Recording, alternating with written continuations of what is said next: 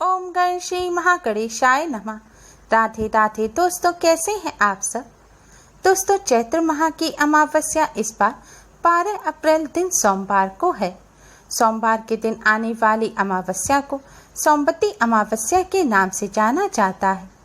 पुराणों के अनुसार सोमवती अमावस्या के दिन स्नान, दान पुण्य और दीपदान करने का बहुत महत्व है। इस दिन गंगा या अन्य किसी पवित्र नदी अथवा जल कुंड में स्नान करना बहुत फलदायी माना जाता है। मान्यता है सोमवती अमावस्या के दिन यदि कोई व्यक्ति कुछ धर्म कर्म करता है तो उसके जीवन के सभी कष्ट दूर हो जाते हैं। इस अमावस्या पर पितरों का श्राद्ध और तर्पण करने से पितृदोष से होने वाली परेशानियों से मुक्ति मिलती है। अमावस्या पर उपवास रखने से पितृदोष और ग्रह दोष दूर हो जाते हैं। अमावस्या के दिन स्नान, तर्पण और दान करना विशेष फलदायी होता है। दोस्तों, अमावस्या तिथि पितरों को समर्पित होती है। पितरों को प्रसन्न करने के लिए, उनका आशीर्वाद प्राप्त करने के लिए अमावस्या तिथि पर पितरों के निमित्त दान, श्राद्ध, तर्पण अवश्य ही करना चाहिए।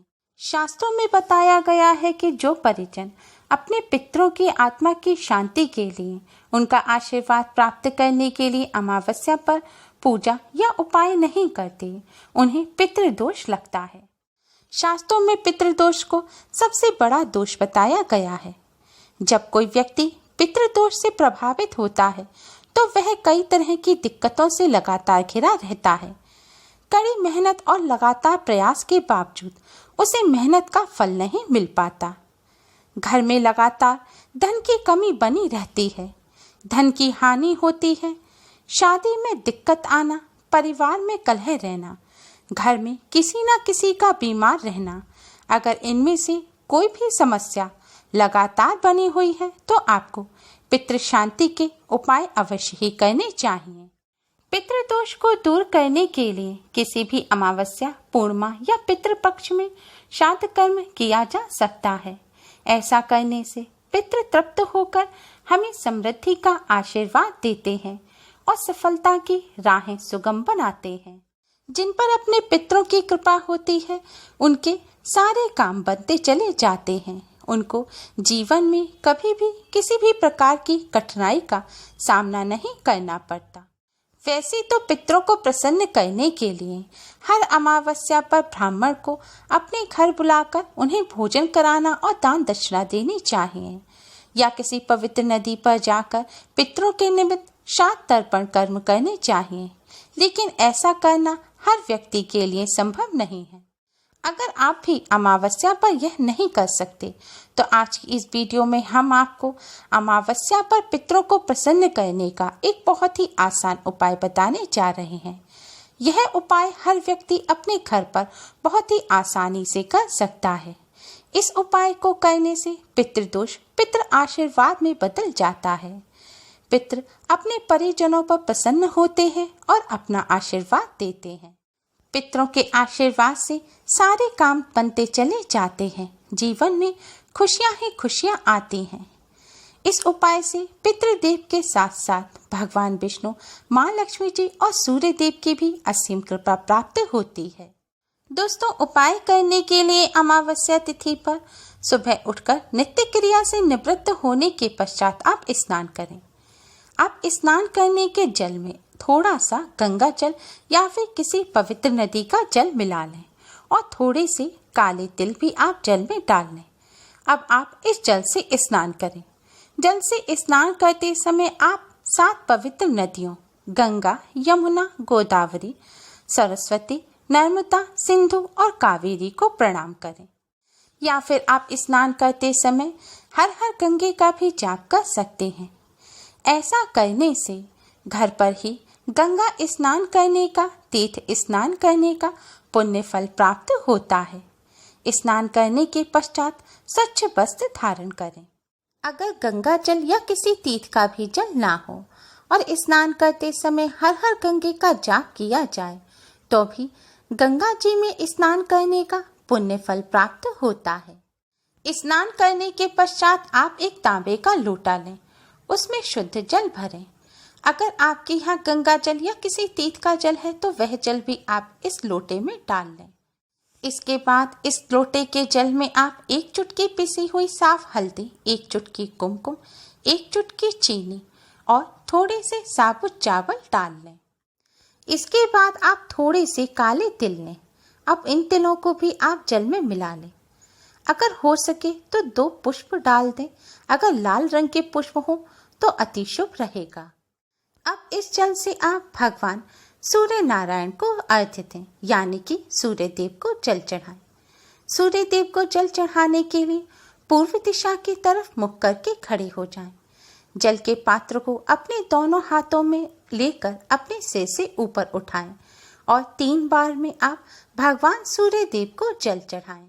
सूर्य देव को जल चढ़ाते समय भगवान सूर्य देव के गायत्री मंत्र का जाप करें।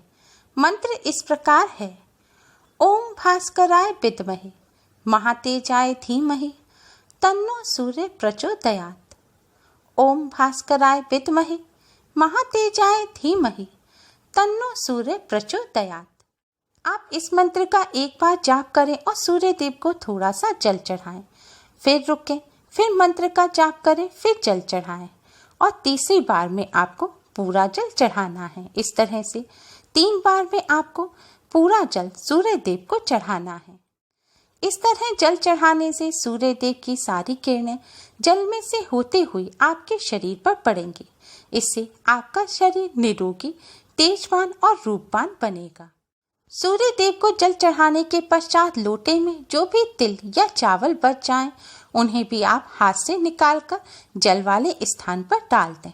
जल चढ़ाने के पश्चात अपने ही स्थान पर खड़े होकर क्लॉकवाइज आप 3 परिक्रमा करें, यानी कि अपने ही स्थान पर खड़े होकर जिस तरह घड़ी की सुइयां घूमती हैं, इसी तरह आपको अपने राइट से लेफ्ट की तरफ 3 बार अपने स्थान पर ही खड़े होकर घूमना है। ऐसे भगवान सूर्य नारायण की आपको परिक्रमा करनी है। जल चढ़ाने के पश्चात आप भगवान श्री गणेश को प्रणाम करें, भगवान सूर्य देव को प्रणाम करें, भगवान विष्णु, माँ लक्ष्मी जी को प्रणाम करें और अंत में अपने पितृदेव को प्रणाम करें। इसके बाद भगवान सूर्य नारायण, भगवान विष्णु, माँ लक्ष्मी जी से अपने पितरों की आत्मा की शांति के लिए, उनकी प्रसन्नता के लिए प्रार्थना करें और पितृदोष से मुक्ति की भी प्रार्थना करें। इसके पश्चात आप पितृदेव से हाथ जोड़कर पितृदोष से मुक्ति की प्रार्थना करें और अपना आशीर्वाद बनाए रखने की प्रार्थना करें। प्रार्थना करने के पश्चात आप पितृदेव के इस मंत्र का 108 बार जाप करें। मंत्र इस प्रकार है: ओम पितृभ्य नमः, ओम पितृभ्य नमः। मंत्र का जाप करने के पश्चात आप पितृदेव को प्रणाम करें। पितृदोष से मुक्ति, सभी कष्टों और संकटों से मुक्ति की प्रार्थना करें। दोस्तों, ऐसा करने से पितृदेव अवश्य ही प्रसन्न होते हैं और अपने परिजनों को अपना आशीर्वाद देते हैं। जो लोग श्राद्ध तर्पण कर्म नहीं कर सकते, ब्राह्मणों को भोजन नहीं करा सकते, उन्हें पितरों की शांति के लिए, पितरों की प्रसन्नता के लिए और उनका आशीर्वाद प्राप्त करने के लिए इस तरह पूजन अवश्य ही करना चाहिए। इस तरह पूजन करने से पितृदोष पितृ आशीर्वाद में बदल जाता है। दोस्तों, इस तरह पूजन करते समय इस बात का विशेष ध्यान रखें कि अगर आपको स्वास्थ्य संबंधी कोई समस्या ना हो तो आप खाली पेट, यानी कि बिना कुछ खाए पिए इस तरह पूजन करें। और आज के दिन आप सात्विक भोजन ग्रहण करें, यानी कि मीट, प्याज, लहसुन, अंडा आदि का सेवन भूलकर भी ना करें। इसके साथ ही आप बाल ना काटें, नाखून ना काटें और दाढ़ी मूछ भी ना बनवाएं और बाल भी ना धोएं। अगर आप इस तरह सुबह सुबह पूजन ना कर पाएं तो आप संध्या काल से पहले किसी भी समय पूजन कर सकते हैं, लेकिन ध्यान रखें कि संध्या काल तक सूर्य देव पूर्व दिशा से हट जाएंगे, यानी कि दूसरी दिशा में पहुंच जाएंगे। लेकिन आपको यह पूजन पूर्व दिशा की तरफ मुख करके ही करना है। और अगर आपके यहाँ खुला मैदान या ऐसी जगह ना हो जहाँ पर जल बह जाए, तो आप एक खाली पात्र रख लें और उसमें इस तरह से जल चढ़ा दें। जल चढ़ाने के पश्चात आप इस जल को किसी साफ स्थान पर लगे हुए पौधे की पेड़ की जड़ में डाल दें। आप अपने घर के भी किसी पौधे की जड़ में इस जल को डाल सकते हैं। ध्यान रखें, जल चढ़ाने के पश्चात आप इस जल को अपने माथे से ना लगाएं। अगर तांबे का पात्र ना हो तो आप किसी और भी पात्र से भगवान सूर्य नारायण को जल अर्पित कर सकते हैं। दोस्तों, अपने पितरों के निमित्त इस तरह पूजन कोई भी कर सकता है, यानी कि महिला, पुरुष, घर के बच्चे, लड़के लड़कियां भी इस तरह अपने पितरों के निमित्त पूजन कर सकते हैं। और हो सके तो घर के प्रत्येक सदस्य को इस तरह जल अवश्य ही चढ़ाना चाहिए। ऐसा करने से पितरों का आशीर्वाद प्राप्त होता है। लेकिन ध्यान रखें, पीरियड के दौरान महिलाएं इस तरह पूजन ना करें। उम्मीद है आपको हमारी ये वीडियो पसंद आई होगी। प्लीज़ लाइक करें। हमारी इस वीडियो को अपने फ्रेंड्स और रिश्तेदारों में ज़्यादा से ज़्यादा शेयर करें, जिससे वह भी इसका लाभ उठा सकें। हमारी और भी वीडियोस के लिए हमारे चैनल को सब्सक्राइब करना ना भूलें। Thanks for watching. Radhe Radhe.